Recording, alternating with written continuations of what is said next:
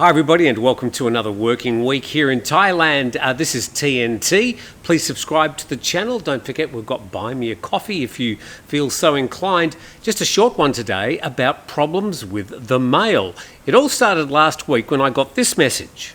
Calvin said he was turned away from the Thai Post and was told that they're not sending mail and parcels to the USA due to the tariff crap.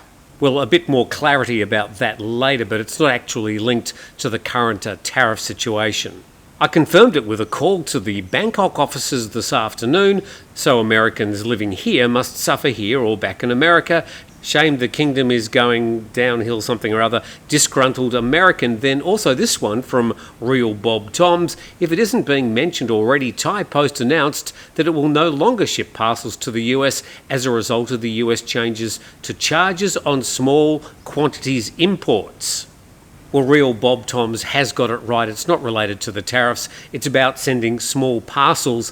And it's not just US citizens. Anybody trying to send even a letter or a small parcel to the US is caught up in this imbroglio at the moment. Let's go to Pattaya Mail. And this article says Thailand Post temporarily bans all mail to United States. And Thailand Post has just banned all outgoing letters, packages and parcels to the US because of changes in American customs regulations. And then it clarifies until now goods valued under $800 US, that's about 26,000 baht, were exempt from import tariffs, but starting on August the 29th, most international mail to the US will be subject to new charges which could see US recipients paying US $160 extra for a parcel delivery.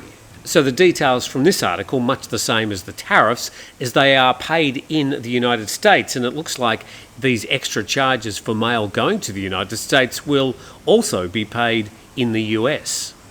And then it says President Donald Trump's executive order excludes letters and documents from the surcharges, but there's ongoing confusion across the board. So I saw a letter from a resident in this area this morning trying to send just a basic letter back to the US and was told, sorry, you can't do that at the moment, but you can send a postcard. So looks like there is quite a lot of confusion. But what about couriers? Well, it says courier mail services in Thailand, such as DHL and FedEx, are still accepting mail to the US, but with much higher charges. And customers must expect closer inspection of the contents of any package both here and on arrivals in the US. They're also being warned that the typical 3-day international transit time cannot be guaranteed.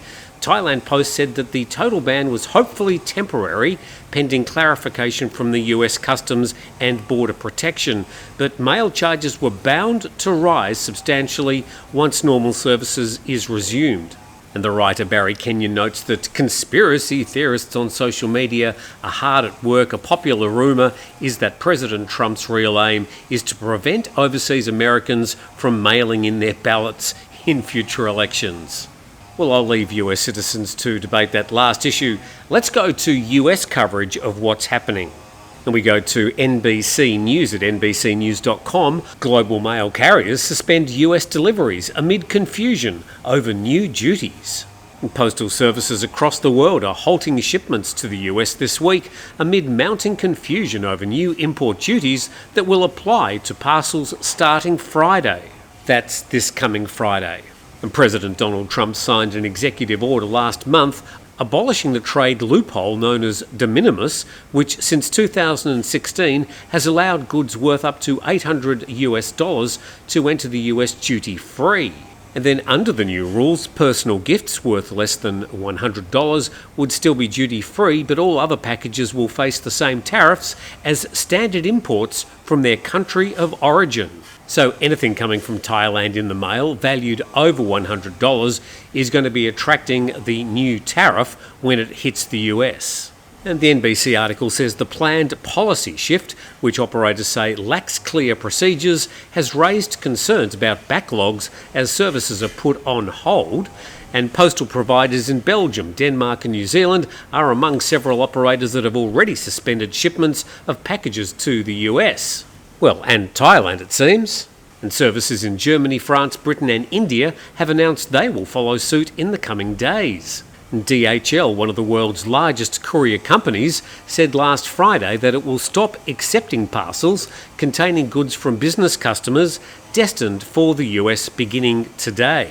And the company cited unresolved key questions like how and by whom customs duties will be collected in the future, what additional data will be required, and how the data transmission to the US Customs and Border Protection will be carried out. So it does appear that both the sending and the reception of mail items into the US from, well, basically all countries are going to have to be upgraded.